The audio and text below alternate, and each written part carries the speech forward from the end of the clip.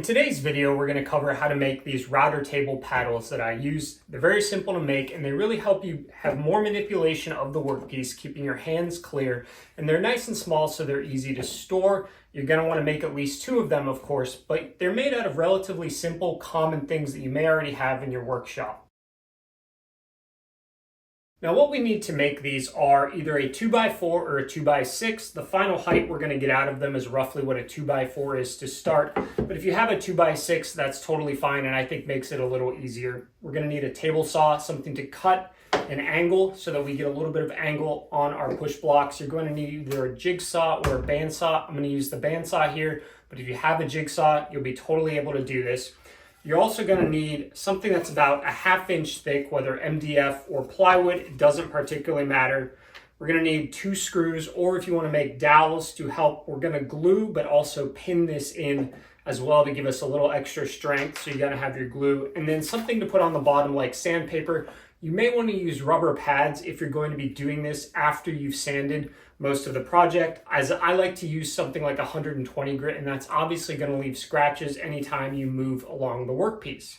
If you are going to use the jigsaw, you're probably going to want a drill with a drill bit roughly the size of your jigsaw blade as well to help you get around the curves easier and help you to start easier. I highly suggest starting out with a piece that is longer than what you're going to need. In the end, we're only going to need something that's about 4 or 5 inches.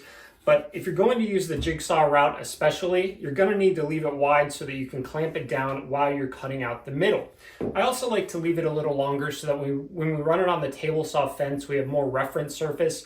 And I just like that for safety. You can do it narrower if you want. If you want to only use a 5-inch piece, that's fine. I just like to start longer, have more to hold on to and work with. We'll cut it down relatively short after, but I think it's nice to start. Now the first thing we're going to need to do is the layout, and this becomes a little bit personalized to your hand and your needs. I like having different sized ones because sometimes I'm using something relatively small, a workpiece that's relatively small, and the larger the surface area of this, it may cover what I'm doing and I may not be able to see as well. Now you may be running larger boards through, and a bigger one will give you more grip surface area, and that may be a better idea. However, in general, these are all about 4 to 5 inches in width. And then I said the height of a 2x4, so 3 1/4, may get down to 3 1/8 after we rip the angle onto it. Another thing you're going to have to really pay attention to is the distance of your palm when it closes, as that's really the most important measurement, is so that you can hold it easily. If this is too narrow, you're going to be crimped in there at an angle. It's not going to be comfortable. You're not going to use it, and you're not going to like using it. After that, we also need to consider the thickness of the piece around, because we're going to want to drive screws or dowels, if you wish, up from the bottom into the handle itself. So we're going to want to leave a little meat on there. We also want to know that this is nice and thick and stable. We're going to be applying force to it. It's going to be at the router table, and it's what's keeping our hands away from the bit. I don't want to get too thin on these sidewalls here. So the length, when I say 4 to 5 inches, is also going to be dependent upon your hand size. And the larger your hand is, the further out you're going to need to go in order to leave some thickness here for stability and to screw into. Now the first thing we're going to want to do is to make sure that we at least have some flat edges. If the 2x4 you're using is a little bowed or something like that, make a jointing jig or use your jointing jig, or if you have a jointer, go ahead and do that and at least get some straight edges on it, because when we run it through the table saw to put the angle on, we really need that to be nice and straight so that when we go to glue it and screw it onto here, it's making contact all the way through for more glue surface. Now after you've got a nice straight edge on this, we're going to do some rough layout before we cut the angle, because we have a nice edge for a square to run on. When we cut the angle, it's going to be extremely thin on the end, and it's just much easier to do the layout, the rough layout now. We can always make changes. Now for the layout, this is really simple. We're just going to need a square, a pencil, and then there's some freehand drawing in here. A ruler can be really helpful to have individually, but if you just need to use your square as well for measurements, that's totally fine. Now for this video, I'm going to be making another small one, as I have a medium and a large, and I would like another small one for manipulating smaller pieces. So my measurements that I'll give you, some rough measurements, are all going to be related to my hand, which I'll give you the measurement for, and then the fact that I want a small one and I don't need a bunch of surface area. You can scale this up as much as you want, and of course you can scale it down if your hand is smaller. So the first thing we need to do is get an idea of how wide our grip is when we're closed here. For me, that's a little under 4 inches. In general, my hand spread for reference is about 7 inches, give or take. My palm is roughly just a little under 4 inches, of course, because of that. So if you're working off of my measurements, that's my hand size. So the first thing we're gonna do here is we're gonna lay out our boundary lines. I'm going about 4 3/4. I think I want a little more meat up in this area, so I'm just gonna add a little bit extra. So I'm just doing 4 3/4. And for me, because I'm gonna use the bandsaw, this doesn't matter where it is. If you're gonna be using a jigsaw, try to put it somewhere in the middle so that when you're cutting it out, you can clamp onto the sides and at least one side to clamp it down while you're cutting. If you make it too small, you're not gonna be able to move inside and outside of the clamp. If you want to use something like a coping saw as well, that's totally fine. Now, the next thing, of course, is if you're using a 2x4, you've already got your final height decided. But if you're coming out of a 2x6, I would mark it out at about 4 or 3 1/4, and then we'll probably end up shaving about a 1/16 and 1/8 of an inch off as we dial in the angle. So give yourself a little bit to lose. The next thing we're going to want to do is find the dead center and make a mark. You're going to want to carry that all the way up to the top of your height. This gives us a reference split for when we do the feet on either side, that we have a roughly equal amount. Now, I will point out, if you want, you could just cut a circle out of here. However, I like to cut this out so that when my fingers close, I have a little room to go through there. And that's why the 2x4 fits really well for my hand. If your hand is much larger, you're probably going to want to start with a 2x6 and make it even taller. So next, we're going to take what we got from our palm measurement. For me, that's a little under 4 inches, maybe 3 3/4. And we're just gonna lay that out and split the difference. So I'm gonna go out 1 1/2 and 3/8 to either side. So 1 7/8. So I know now when I'm coming up here, I've got to hit roughly in the corners. And like I said, a lot of this is freehand drawing. The next thing we're gonna wanna do is put our hand in the middle and roughly line up our middle finger and our outside fingers on either side and just make a mark right there. And that will be where our feet line up. After that, we're going to want to choose a thickness here. For me, that's a little under 1 inch, maybe 7/8 of an inch or so. And you're going to just mark it down from the top. This is all facing this way for you. I then like to carry this line all the way across. We're kind of making a bit of a grid-like shape here so that when we go to do our freehand drawing, we know exactly where our points are that we have to stay inside of. Now, next up, we remember that we're driving dowels or screws through here. So I'm gonna use 1 1/4 inch screws. I don't think they need to go super far. So I'm gonna pick a point a little closer to the outside on either side. And I'm gonna know that a 1/2 inch, I'm gonna need 3/4 left over to go up to. So when I go to make my curve, I have to leave an area here that's at least 3/4, preferably a little more, in a straight line for that screw to drive into. So now we can start connecting the dots essentially. We know we're gonna want this space in between empty, and we know we're eventually gonna wanna come up and apex somewhere around this line. Your fingers are obviously round on the end, so it doesn't have to be the full width across. You can see mine slides right in through there. This is just going to be some freehand. I like to leave a little more meat on the bottom of these feet. And so you can see there how my hand will fit in. I've got these fingers, knuckles will be making contact in this area. I do like to have this relatively nice and snug. Again, that can be a preference. If you're going larger, like I have larger ones just overall, totally fine too. But I really like the feel of this smaller one in terms of total control when manipulating a piece. And that's going to be my rough shape right there. In a sense, you know, you can put some angles on it right here. You can see I had fun with the bandsaw and just did whatever. But make sure, you know, you've got 3/4, 7/8 of an inch, something like that in this area for your thickness. It doesn't have to be gigantic, but we want some meat on the bone.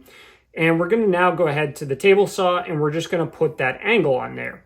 Now this angle is, from what I've kind of decided over time, between 13 and 16 degrees. And we're just going to rip it right along the bottom edge. So we're just going to set the table saw blade between 13 and 16 degrees, or if you're coming from the other side, 77. Now this doesn't have to be exact, and if you don't have an angle gauge of some time, you can just sort of eyeball this. Just stand off to the side and think about putting your kind of weight down through your arms on the router table a little bit in front of you, as if you're pushing down and forward, and just sort of roughly line your arm up with the table saw angle. I just came to this by rough guessing over time and eventually getting an angle I like. I'm just gonna take the 2x6, or if you're using a 2x4, and we're just gonna line up the top edge, or what will be the bottom actually, and we're just gonna match that up with the tooth. You may miss it on the first shot and have to take a little nibble afterwards, but we're gonna wanna try to minimize, especially if you're using a 2x4, taking big cuts out. You're gonna lose height every time. Ideally, your angle will come up and match directly with this corner here, and it will be exactly the height of the 2x4.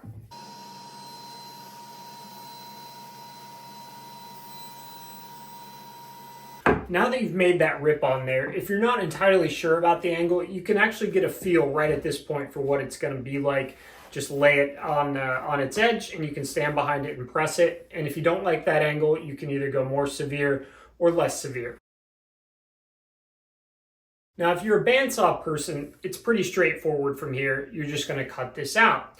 If you're not a bandsaw person and you're gonna use a jigsaw, let me just show you a few little tips for how I would go about this if I was gonna do that. So the first thing I would do here, I like to keep around some kind of crappy boxes that can be used for a variety of things. And one thing I really like them for is when I need to jigsaw something small out. I'm able to place this on top of this box. I can bring it back to the edge, clamp it down, and then cut within there, and there's enough room for my blade to clear the floor, and also it catches a lot of the dust. Not all of it, but a lot of it. After that, you're gonna wanna find a drill bit that is a little bigger than your jigsaw blade, and you don't have to do this, but I think this makes it a lot easier. And if you just drill out wherever your sharpest corners are gonna have to be, so obviously in these two upper areas here, you could even go here or here as well, right in these crevices if you want. And that just makes it a lot easier to enter along different directions. Or if you come to a point and you're at too tight of an angle and it wants to just keep bending the blade because you've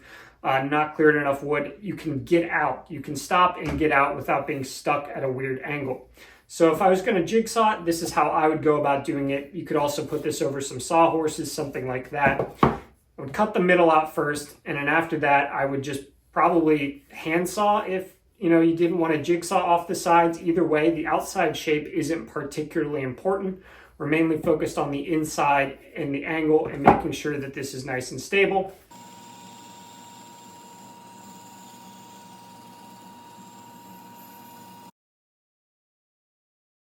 Now, before you get to all the sanding, this is a perfect time to check the fit. Make sure your fingers fit in there, make sure everything feels comfortable with the shape of this. We're going to sand it, but you can't do a ton of removal of material at that point. So go back to the bandsaw if you need to. If you happen to have these spindle sander kits that are for the drill press or the hand drill, these are great for doing the interior. You honestly don't need to do the whole interior. You're just looking at kind of where your fingers are going to touch. So it's really easy to do by hand. I like to actually go to the router and put a roundover on this whole thing, though of course you're making these because you need the way to manipulate a piece at the router table. So originally I just took my random orbit sander, slapped on some 60 grit, and just went to town on this thing to get a really nice roundover. If this is your first one, then you're gonna need to probably go ahead and do that. Chisel, block plane, whatever you want. I like a hefty roundover on here so it sits right in my hand. After that though, just get it sanded and shaped, and then we will just go ahead and glue it on.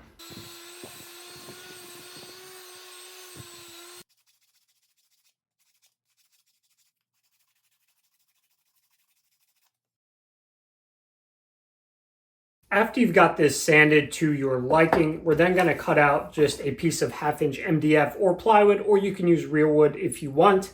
I only like to go just a tad longer than the handle. I don't really go much more than that. And then in width, I'm at about 3 inches or less here. It's not a particularly big paddle. I want small ones. If you want a larger one, you can make this whatever size you want to get more surface area, or even smaller to get just a small amount of surface area, but still be able to see. After you do that, I just suggest throwing some wood glue on here, a few things of super glue, pressing it down for 20-30 seconds, and then walking away until the wood glue dries. We'll put the screws in about 24 hours later. I like to really let this dry. Now, after you've allowed this to fully dry, I like to add either screws or dowels. I'm just going to use screws for this one. If you are going to use screws, you have to have some kind of countersink bit that will make sure the head is fully underneath. Any kind of bump on here will mean you don't get a nice solid contact throughout. Just remember one thing, when you are screwing, you need to be screwing at an angle so that you're going straight up and in, unless you're using really short screws. So make sure to tilt your drill to match the angle that this is at to get the most area of your screw in there. I just eyeball this. I just kind of mark it out, eyeball it, and I'm good to go. I only put one in each. If you want to use dowels, that's totally fine too. Unlike the table saw, I don't worry about these being in there because the router bit is not going to hit them. When I'm at the table saw, I don't like using screws for anything, but here we're totally fine. And after that, all you're going to want to do is put some sandpaper on the bottom. Now, I generally spray it, but you can also use CA glue and just put some dabs around there. Over time, it will eventually get worn down. I like to do a pretty low grit, 120, 150, to really get the kind of hold on there. However, it will mark up your workpiece. So if you're planning to do some routing closer to the end and you've already done some pre-sanding, you may want to make another set of these that has 220 grit, something like that on there, to leave the minimal amount of marks. Now, one tip for holding this, if you have a vise, you can just go ahead and put it in a vise. If not, you can either take a clamp the bottom, and then clamp the clamp onto your bench, or depending upon the shape of your handle, you can just go straight through and onto the bench like that and drill in that way. But I think that's easiest because then it allows you to eyeball up the angle easier. Just a little tip there, but you can do this however you want. You can also clamp it this way and drill in from lower, but for those of us with waning back and knee health, it's easier to go straight down.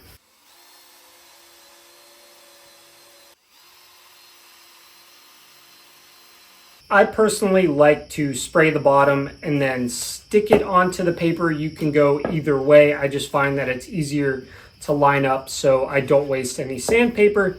One little tip I have, if you have a throwaway email address, you can often sign up for like clothing websites and they'll send you a bunch of catalogs, which make for great kind of backing for spraying, putting on finish, and you don't have to log into that email address ever again, and you get plenty of catalog paper to use so that you don't make a mess on your desk.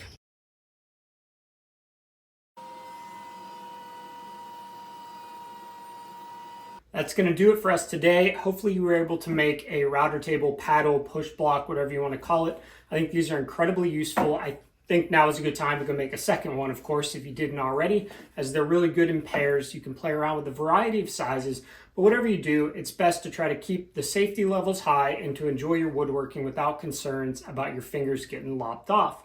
Thank you so much today for joining me, and I hope you have a good one.